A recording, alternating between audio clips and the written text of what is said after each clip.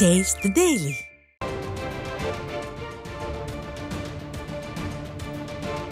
तब तक कहीं न कहीं हमारी आत्मशक्ति में अधूरापन रहेगा ही। अगर हम अपने हथियार और रक्षा उपकरण विदेशों से खरीदते हैं तो इसका मतलब है कि हम अपनी सुरक्षा को आउटसोर्स कर रहे हैं और उसे किसी और के भरोसे छोड़ रहे हैं। यह बात लॉन्ग रन में सही नहीं हो सकती। हमारी सरकार ने इस विषय पर गंभीरता से सोचा और आत्मनिर्भरता हासिल करने का निर्णायक कदम भी उठाया है। आप सब तो जानते ही हैं कि देश में पहले से ही ऑर्डिनेंस फैक्ट्रीज का एक इंडिजिनस सिस्टम रहा है और इन फैक्ट्रीज ने एक समय पर बेहतरीन काम किया और देश की सुरक्षा जरूरतों को पूरा करने में बहुत ही अहम भूमिका निभाई भी है।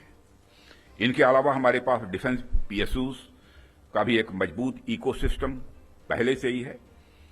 हमारी सरकार ने डिफेंस प्रोडक्शन में क्वालिटी और क्वांटिटी दोनों पर समान रूप से बल दिया है। इसी दिशा में कई क्रांतिकारी कदम उठाए गए, जिनमें से कुछ महत्वपूर्ण कदमों का उल्लेख मैं यहां करना चाहूंगा। ऑर्डिनेंस फैक्ट्रीज का कॉर्पोरेटाइजेशन उनमें से एक अत्यंत महत्वपूर्ण कदम रहा है, जिसे हमने इंश्योर किया ताकि कम समय में ही डिफेंस प्रोडक्शन में व्यापक सुधार हो सके। यहां मैं जरूर बताना चाहूंगा कि ऑर्डिनेंस फैक्ट्रीज का कॉर्पोरेटाइजेशन हमारे लिए कोई बहुत सरल प्रक्रिया नहीं थी।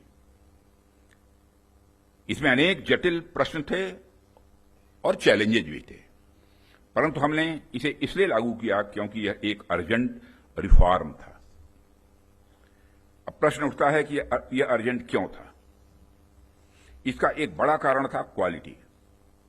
आप सभी स्पेशलिस्ट के समक्ष मैं यह कह सकता हूं कि सरकार ने क्वालिटी को अपना प्रायोरिटी रिफॉर्म एजेंडा बनाया है। हमने क्वालिटी इंप्रूवमेंट को ही टारगेट करते हुए ऑर्डिनेंस फैक्ट्रीज का कॉर्पोरेटाइजेशन किया। तब से लेकर आज तक डिफेंस पीएसयूज ने लगातार सुधार किया है और कॉर्पोरेटाइजेशन के पश्चात क्वालिटी प्रोडक्शन को लगातार आगे बढ़ाने का प्रयास भी किया गया है और आज ये डीपीएसयूज इंटरनेशनली कॉम्पिटिटिव हो रहे हैं। आज ये अपने रिसर्च एंड डेवलपमेंट पर भी अच्छा फोकस कर रहे हैं। आज ये ऑर्गेनाइजेशन पहले से कहीं ज्यादा वाइब्रेंट और एक्सपोर्ट ओरिएंटेड हो रहे हैं। वैसे तो अभी कुछ कार्य बाकी है, पर मैं इतना जरूर आश्वस्त हूं कि जिस प्रकार पब्लिक सेक्टर में रिफॉर्म के लिए हम प्रयासरत हैं, वह हमें आने वाले समय में काफी अच्छे रिजल्ट्स देने वाला है। साथियों, पब्लिक सेक्टर के डेवलपमेंट के पीछे हमारा एक ही उद्देश्य भी रहा है कि एक healthy competitive private defence ecosystem का विकास किया जाए, जो अपनी क्वालिटी के माध्यम से देश की सुरक्षा को और अधिक मजबूत बनाए। जैसा कि हम सभी जानते हैं कि क्वालिटी को लेकर प्राइवेट सेक्टर की अपनी एक अच्छी खासी इमेज होती है। किसी भी क्षेत्र में प्राइवेट सेक्टर अपनी गुणवत्ता के लिए जाना जाता है। आज चाहे बड़े प्लेटफॉर्म्स हों या सिस्टम्स, एमएसएमईज हों या स्टार्टअप्स, हमने ऐसा प्राइवेट इंडस्ट्रियल बेस तैयार किया है जो देश के डिफेंस सेक्टर के विकास में सक्रिय भागीदार बन रहा है और उसे सशक्त कर रहा है। आज रिलीज होने वाले इंडस्ट्री 4 को भी मैं इसी संदर्भ में देख रहा हूं।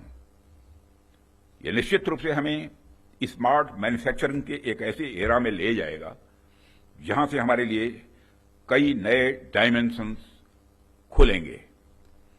इसी तरह जो दूसरे मैनुअल्स आज रिलीज हो रहे हुए हैं, जो एमओयू साइन हुए हैं, उनको भी मैं इसी कंटेक्स्ट में देखता हूं। ये सभी प्रयास केवल सरकार के प्रयास नहीं हैं, बल्कि आप सभी का मिला जुला प्रयास इसमें शामिल है, इसीलिए यह संभव हो पा रहा है। साथियों, जैसा कि आप सभी जानते हैं, आज की दुनिया में सिर्फ प्रोडक्ट नहीं बल्कि एक मजबूत ब्रांड वैल्यू भी जरूरी है। जब मार्केट में असिमेट्रिक इंफॉर्मेशन फैली होती है, तब कंज्यूमर भ्रमित हो जाता है, कंफ्यूज हो जाता है। ऐसे में वही ब्रांड सफल होता है जो कंसिस्टेंट क्वालिटी और रिलायबिलिटी का भरोसा देता है। और यही कारण है कि हमें इंडियन डिफेंस इंडस्ट्री को एक स्ट्रांग और ट्रस्टेड ब्रांड बनाना ही होगा। इस संदर्भ में आज मैं आपसे एक महत्वपूर्ण अपील करने के लिए आप सबके बीच खड़ा हुआ हूं। यह अपील है एक मजबूत वर्ल्ड लीडिंग और state of the art brand India का निर्माण।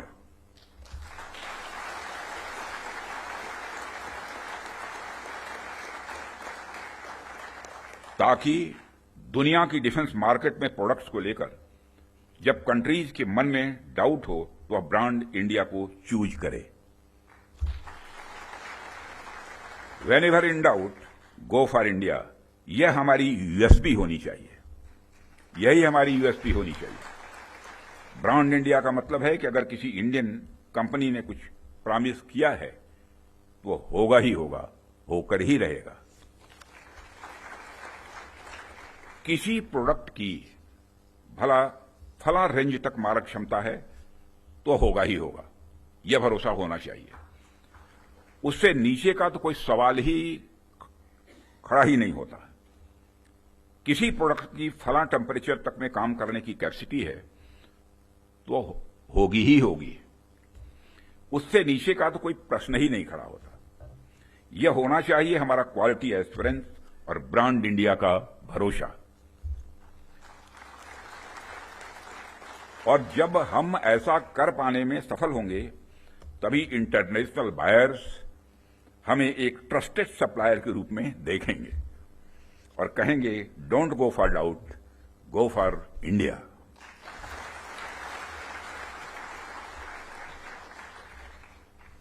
साथियों, मैं समझता हूं कि इस दिशा में प्रयास करने का यह सबसे उचित समय है, क्योंकि इस समय जो परिस्थितियां चल रही हैं उसे आप सब देख रहे हैं। हमारे रीजन में ही आज जो स्थितियां उत्पन्न हो रही हैं उससे आप सभी अवगत ही नहीं हैं, बल्कि अच्छी तरह परिचित हैं। हमने हमेशा ही एक रिस्पांसिबल नेशन होने का रोल बड़े संयम से निभाया है, सदैव निभाया है। हम लगातार इस बात के पक्ष कर रहे हैं कि समस्याओं का समाधान बातचीत के जरिए से हो, परंतु इसका अर्थ यह नहीं है कि हमारी सहनशीलता का कोई नाजायज फायदा उठाए। यदि कहीं कोई हमारे इस संयम का फायदा उठाने की कोशिश करता है तो उसे कल की तरह ही क्वालिटी कार्रवाई का सामना करने के लिए भी पूरी तरह से तैयार रहना होगा।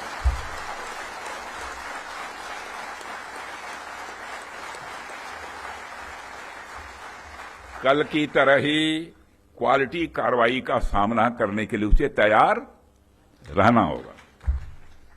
भारत की संप्रभुता की सुरक्षा में कोई भी हद हमारे लिए बाधा नहीं बनेगी, इसका मैं देशवासियों को भरोसा देता हूं। मित्रों, ऐसे रेस्पॉन्सिबल रेस्पॉन्सेस के लिए हम आगे भी पूरी तरह से तैयार हैं। और यदि हमारी यह तैयारी बनी हुई है तो इसमें आपका एक बहुत बड़ा रोल है, बहुत ही महत्वपूर्ण रोल है। इसके लिए मैं आप सबको बधाई देना चाहता हूं, आप सबकी मैं सराहना करता हूं। भारत का यह expanding defence industrial universe, Bharat का यह expanding defence industrial universe Bharat को एक अभूतपूर्व संबल प्रदान कर रहा है। और इसी प्रकार अगर हम आज के ग्लोबल सिनेरियो पर नजर डालें तो ग्लोबल ऑर्डर में हमें बड़े बड़े चेंजेस देखने को मिल रहे हैं। हमारे सामने कई अनसर्टेन डायमेंशंस ओपन हो रहे हैं। यूरोप से लेकर एशिया तक हर जगह कॉन्फ्लिक्ट्स बढ़ते जा रहे हैं। Ukraine Russia conflict, Israel Palestine tension और मिडिल ईस्ट अनरेस्ट ने यह साबित कर दिया है कि ग्लोबल स्टेबिलिटी आज अपने आप में बहुत ही फ्रेजाइल है। अभी पिछले कुछ समय से हमें यूरोपियन यूनियन और नाटो के सिक्योरिटी सिनेरियो में भी काफी हद तक बदलाव देखने को मिल रहा है।